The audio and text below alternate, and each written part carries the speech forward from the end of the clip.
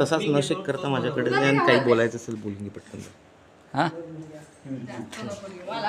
तर आज आमची अनन्या या आमच्या मालिकेची हिरोईन लीड अनन्या हिचा आज 32वा वाढदिवस आहे. तर सेलिब्रेशन चाललेलं आहे. केक खाण्यात मग्न आहे. केक खाण्यात